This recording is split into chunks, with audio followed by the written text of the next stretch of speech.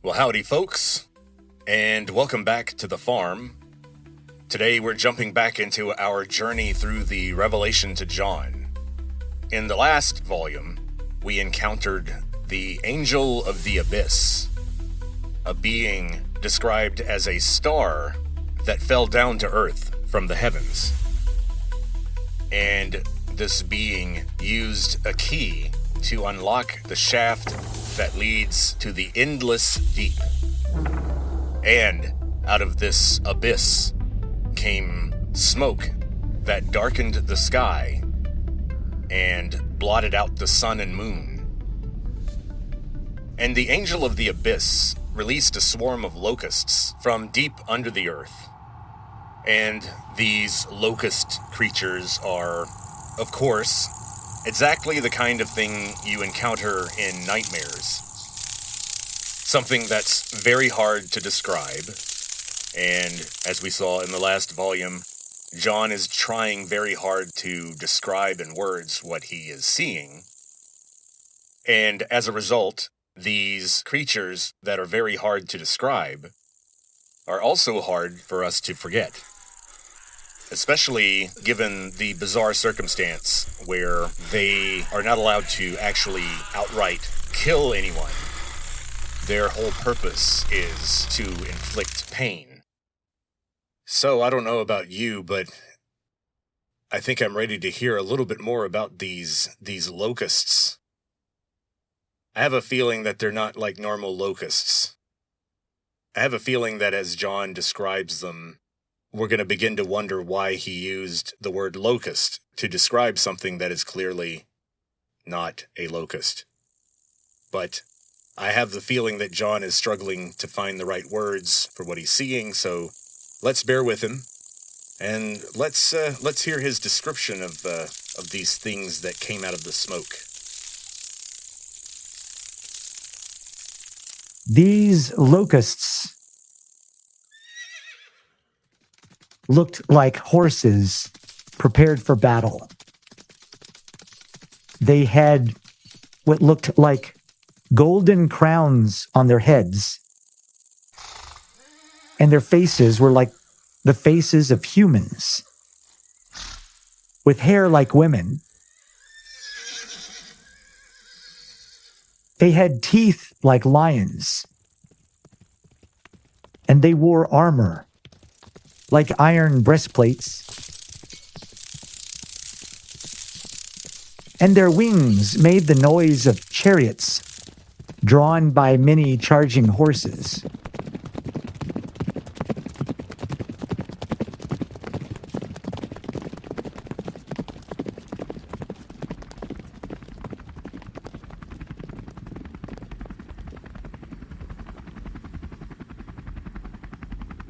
Their tails were like scorpions' tails, with stingers that could torture people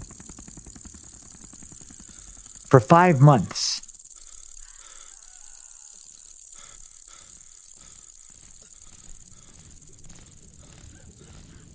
As their leader, they had their emperor,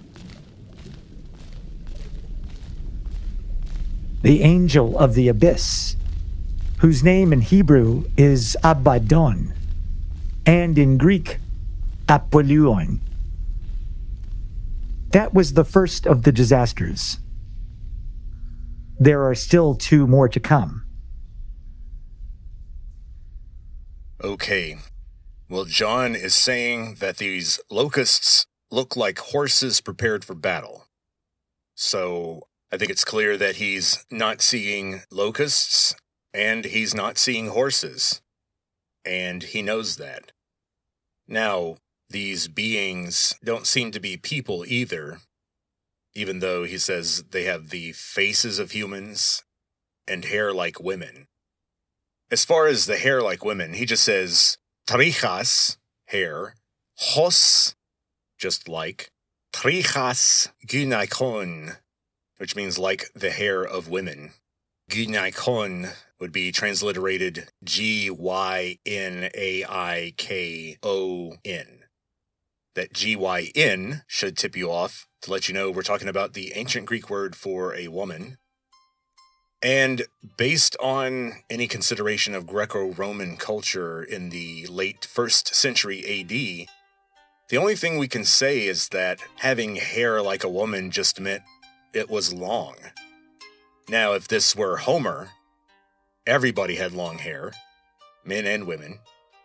However, after Alexander, and especially after Caesar, in the early Roman imperial period, it became a thing for a man of status and wealth, a citizen in particular, to keep his hair short, because it was kind of expensive to keep your hair short. In the days before safety razors, and the days even before good straight razors, getting yourself clean shaven was a bit of a chore. It was hard to do, and you usually needed the help of a professional. So being clean-shaven was a mark of high social status and wealth, where, of course, now it's not. It's almost the reverse. You show high status by being able to dress poorly at your job, and no one can really do anything about it. That's one way to show your status now. We have a strange culture. However, it was the case that plenty of lower-class people and foreigners, especially your wild barbarian men, wore their hair long, so saying that these beings had long hair might be an indication that they are from the East, that they are barbarian invaders of some kind. Now, about these wings making noises like chariots. I'm sure some of you heard my clever insertion of helicopter noises into the cacophony there in the last clip. This is simply because when I was going through the internet looking for samples of sound clips of locusts and swarms of locusts, I found recordings of giant locusts and flying beetles, basically insects that have a similar structure, have similar wings to a locust, but they're just larger and more massive. And what do you know? They definitely have a helicopter-type sound. And once the bugs start to get big enough and numerous enough, you can just run the experiment yourself in Audacity, and it becomes hard to tell the difference between a helicopter blade sound and a giant bug. And I just couldn't help but wonder if there's some connection there. Because you could argue that John is struggling very hard to describe a military helicopter, or a group of military helicopters. Because someone from the late 1st century AD, seeing that image in their mind, I think they would probably struggle just like John to describe in words what they're seeing and hearing. But we do know that it's not good, especially because of the words that come into John's head when he's seeing this. Now, he says that these creatures that could torture people had a leader, and of course it's implied that their leader is the person who released them, and we know that that is a being that is closely associated with Satan. And here, they're given another name, the Angel of the Abyss. And that makes sense because we know that in terms of what kind of being Satan is, he's classified as an angel. Whatever kind of being the angels are, that's also what Satan and the demons are. And we are another class because we have a physical form that angel beings don't. It's interesting because this Hebrew word Abaddon and the Greek Apollyon are words that seem to be referring to the abyss, because abad in Hebrew apparently means destruction or perishing or disintegration. And so Abaddon would be a place where that happens, the place where the disintegration and the perishing happens. And so it's referring to this terrible place that has been opened up in the previous passage. Now, about the Greek word Apollyon. One thing that's interesting is to see the Greek god Apollo be discussed and depicted in medieval art as a kind of a young, attractive, boyish man who likes to play the lute. And he's generally represented that way because he was supposedly a beautiful aristocratic figure, and he was associated with music and the upper classes. However, the word Apollo basically means destroyer. Apolluein in Greek would be to destroy something. And in Homer, we see Apollo firing arrows into a camp to start a plague among those people. And so Apollo was associated with plagues, which, as we talked about in a previous episode, in the absence of germ theory, ancient people just sort of thought of plagues as just death that came for you. And so Apollo was always a scary deity who was always ready to destroy people en masse. And so it's not surprising at all that we see that name and that Greek word associated with this abyss. So, things are pretty bad now, but this passage reminds us that we've got 2 more disasters to come. And so, gosh, what is the 6th trumpet going to bring? What's going to happen next? The 6th angel blew his trumpet.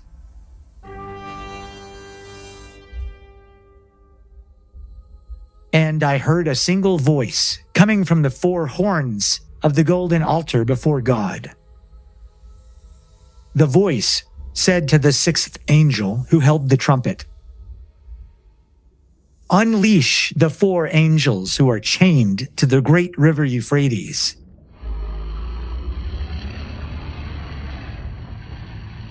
Those 4 angels have been preparing for this very hour, of this day, of this month, of this year.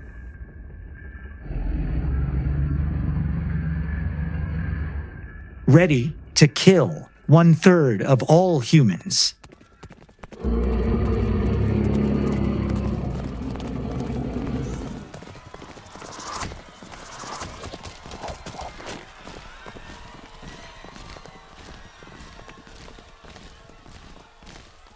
I heard the size of their army.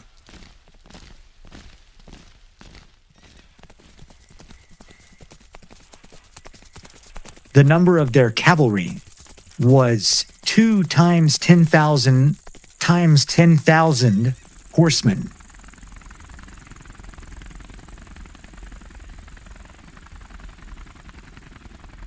Okay, lots to unpack here. So first we have a voice coming from 4 horns that are on the altar before God. Once again, that's a very straightforward translation. Tessaron keraton. That keraton refers to the material that antlers or horns are made of. And once scientists found out that hair and fur and nails and feathers and antlers and horns are made of different versions of the same protein, they called that protein keratin. And it turns out that the corneas of your eyes, your eye lenses, your eyelashes, eyebrows, body hair, and the hair on your head are all made of a different kind of layering of different versions of this really important protein called keratin. These 4 horns ordered the 6th angel to blow a trumpet that unleashed 4 other angels that were bound to the river Euphrates. That's interesting. It's interesting that these 4 angels have armies, but maybe we should consider what the word angel means again. So, Angelos is just the Greek word for messenger or herald or agent. And so there is some semantic flexibility here where perhaps angel, angelos, here refers to 4 humans or 4 groups of humans who are going to do this particular task on behalf of God, or people who deliver a message for God. And if they do that in a poetic or metaphorical sense, then they are angels. And so, what 4 humans or groups of humans have been necessarily attached, connected, or bound to the Euphrates River for some long period of time? Now, unfortunately, that covers a huge number of candidates. The Euphrates River is in what is now Iraq, and Iraq used to be called Mesopotamia, the area between the 2 rivers. That's what it means in Greek. And the Euphrates was one of those rivers. The other one was the Tigris, the Tigris. And so the list of candidates for what could represent these 4 angels goes all the way back to the dawn of human civilization.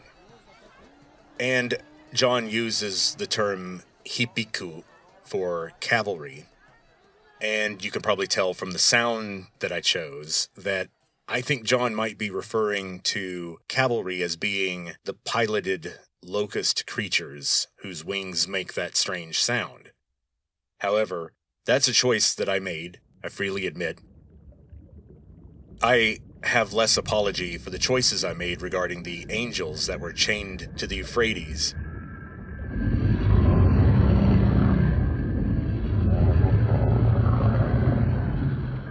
Because I represented them as sort of frightening beasts with a mindless mission to kill. And I didn't make that up. That's pretty much what John said. Once again, the Bible is shouting from the rooftops that angels are terrifying beings, people. We all get raised on this idea of angels as being comforting or beautiful.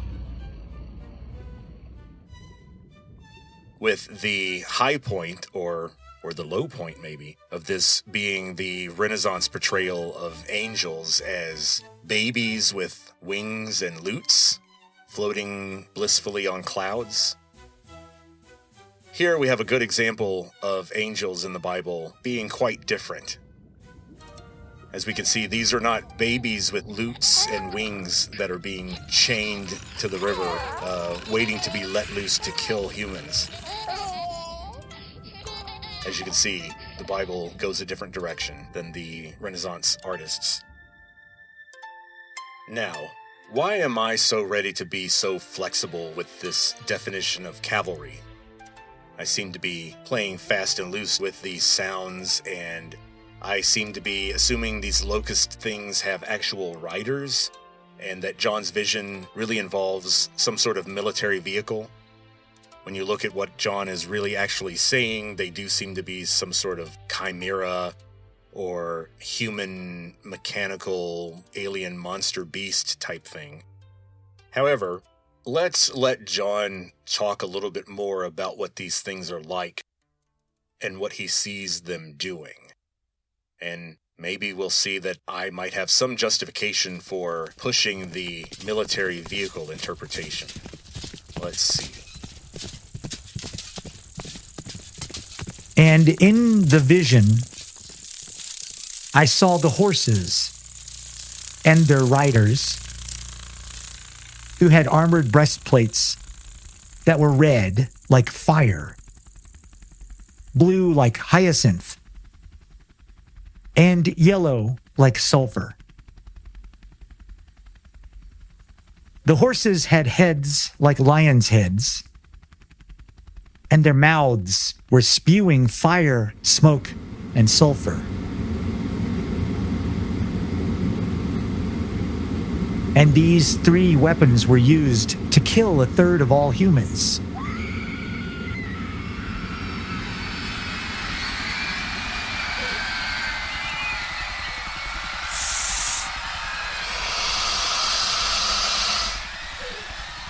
All of the horses' power was in their mouths and their tails. Their tails were like snakes. And the heads of those snakes could do harm.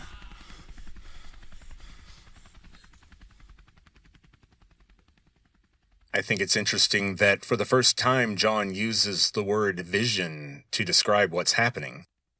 Inte horase, which is just the Greek word for something you see in your head. Could be used for a dream or a hallucination. And so in this vision, John goes on to describe that these locust horses have riders, and that the riders have armored breastplates. And he describes the colors. And a lot of people have looked at, well, what countries have flags with those three colors? Fire red, hyacinth blue, and sulfur yellow. It's interesting because the blue and yellow bands certainly indicate the Ukrainian flag, and we all know that there are problematic nation states with red flags, so not sure what that means. But we do know that these armored riders are riding these flying locust horse things that have heads that look like lions' heads. And those lions' heads have mouths that are spewing this fire, smoke, and sulfur.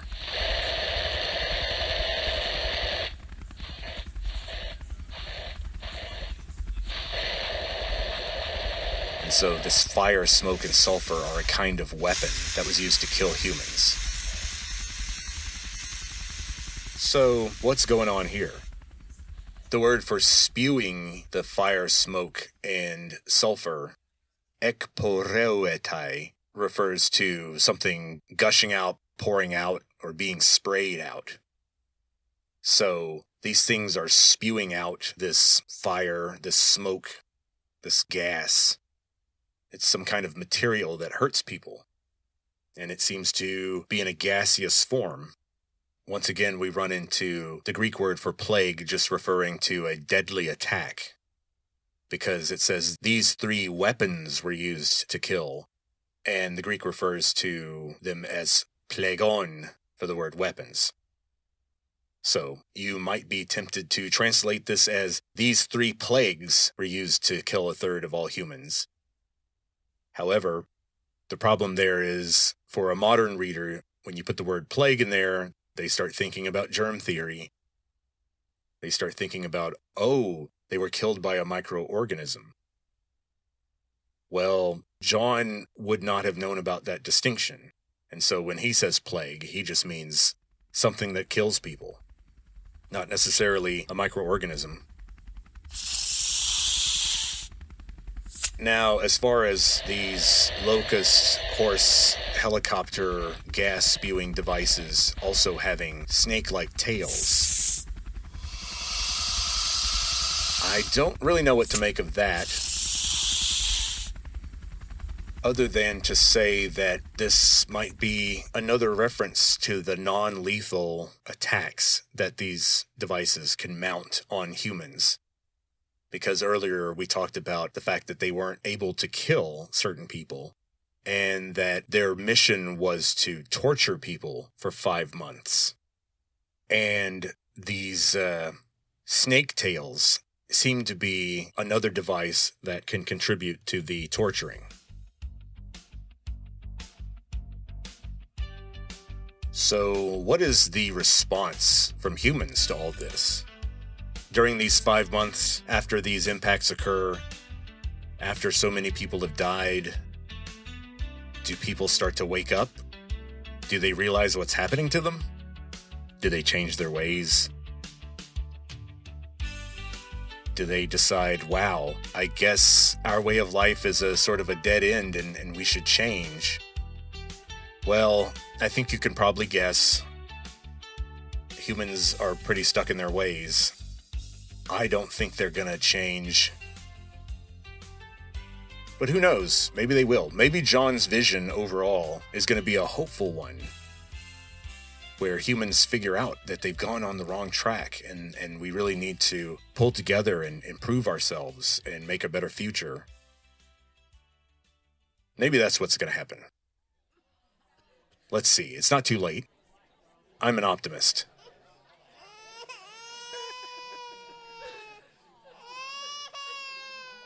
And the humans who were left behind, those who survived these attacks, still did not reconsider and did not change their ways. They continued to worship demons and idols made of gold, silver, bronze, wood, or stone. Things that cannot see or hear or walk around. They refused to give up their murdering and their witchcraft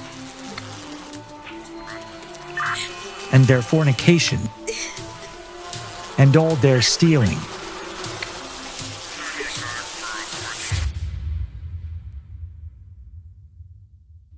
Wow. Okay. So it looks like people are gonna continue to be stubborn, set in their ways, even during the end times. And all of this implies more of what I saw and touched on earlier. And it all boils down to the Greek verb dei. John says that he is being told that these things must happen. These aren't things that will happen. They're not God's attack plan on mankind, but they're being represented here as a kind of natural consequence of something. And this passage heavily implies, as does the entirety of all the previous books of the Bible, that this something is human behavior and the not so great elements of human behavior. And here at the end of chapter 9, John closes by putting all of the blame for this right at the feet of humans. It's even implied here that if this remaining 2/3 of humans were to reform its ways en masse, then no more trumpets would have to be blown. And so let's talk about these particular foibles or human weaknesses that John is pointing out here at the end of chapter 9. First, he talked about the worshiping of demons and idols.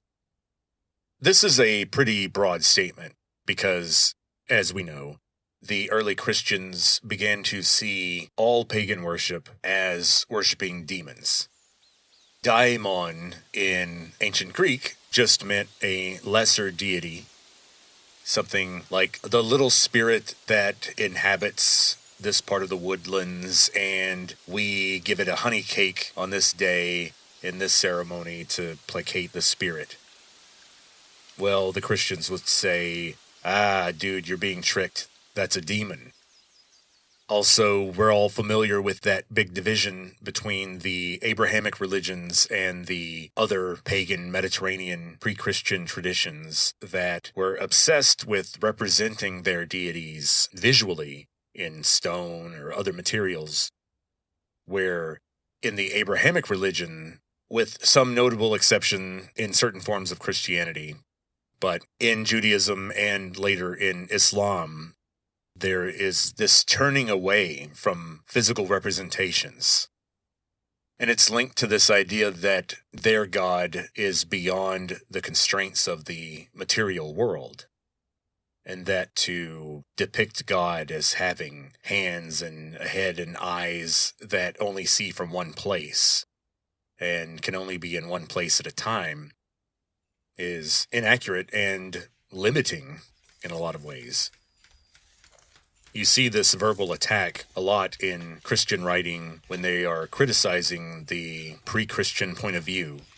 The Christian writers will point out that, you guys are making these gigantic statues at great expense, and you seem to think they're very important, but they're just rocks or lumps of metal.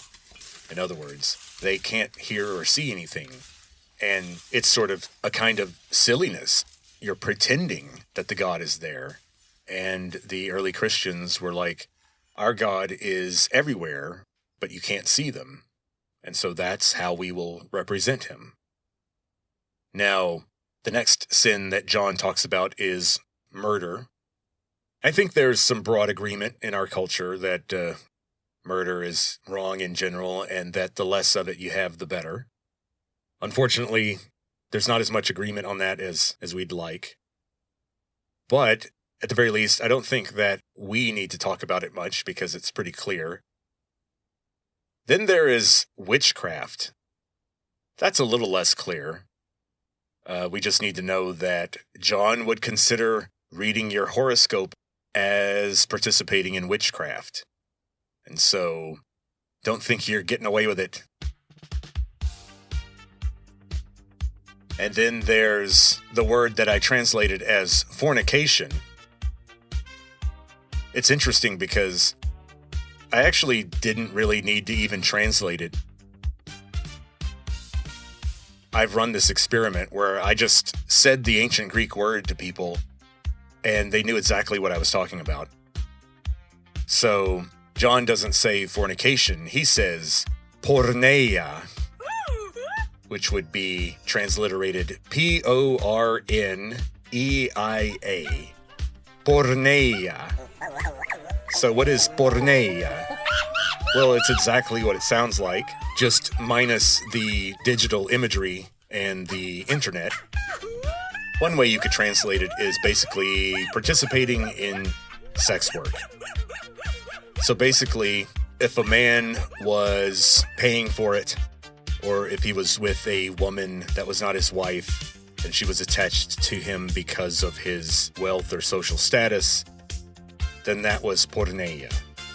And if a woman was, working at a brothel and being paid money for the act, or if she was unmarried and attaching herself to one high-status man after another for financial support, that would also be considered porneia.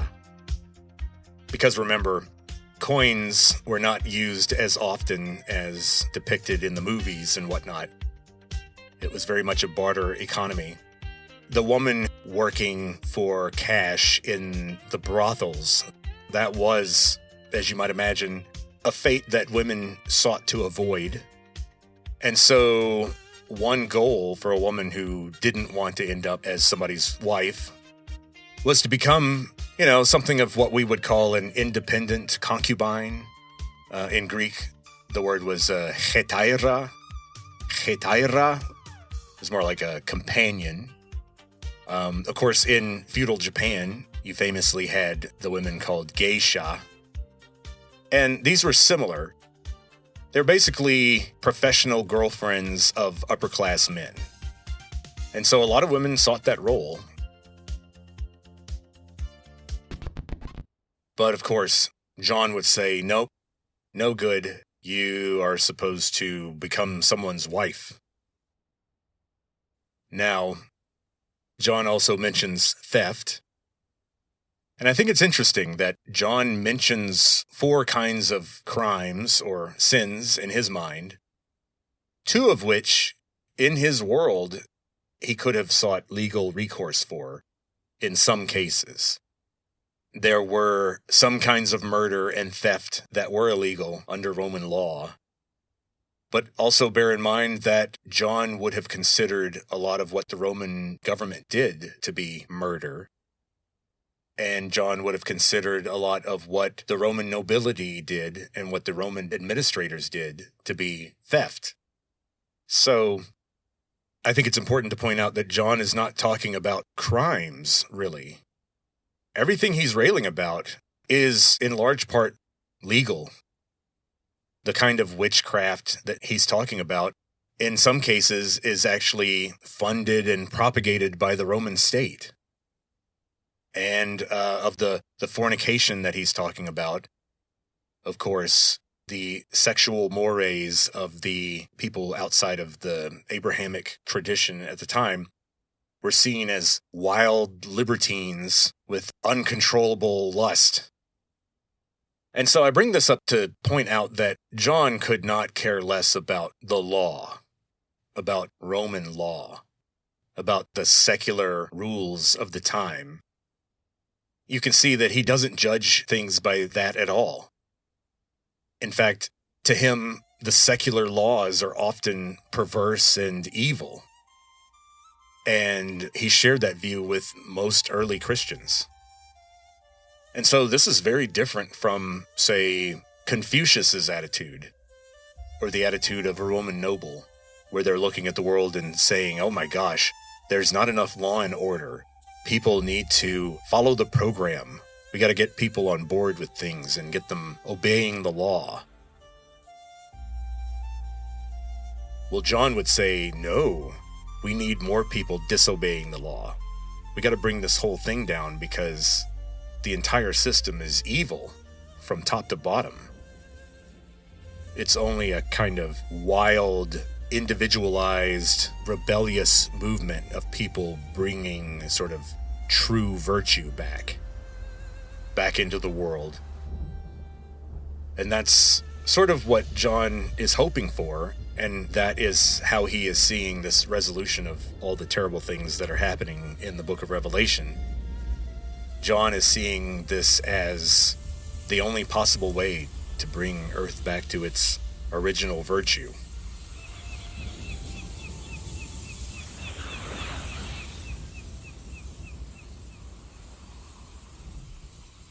Well, that's it for Chapter 9, and I think that's a good stopping point for today. We'll continue with Chapter 10 in the next volume of our journey through the Revelation to John. But this was a weird one. This is kind of known for being difficult to piece together what's happening. I always remember it as the one about the abyss and those insect vehicle monster things. That keeps it all clear in my head. So, maybe, just maybe, starting in Chapter 10, there's no more death and destruction. Maybe there's no more weird, upsetting imagery, and everything works out okay. Maybe people turn away from their poor behavior, and things work out in a miraculous and beautiful way. And everybody lives in happiness and health for the rest of their days. And so I'm sure you know that that's unfortunately not the case. It only gets worse and weirder. Humans are fated to end up this way. They don't repent. And so in the next volume, we'll see what happens when the seventh and final angel blows their trumpet. Surely it's going to work out exactly like we would expect. So until next time, let's try to keep the murdering and the theft and the fornication and the idolatry to a minimum. You never know when strange things are going to just start falling out of the sky. But until then, be careful. I'll talk to you later. King James Power feels so right.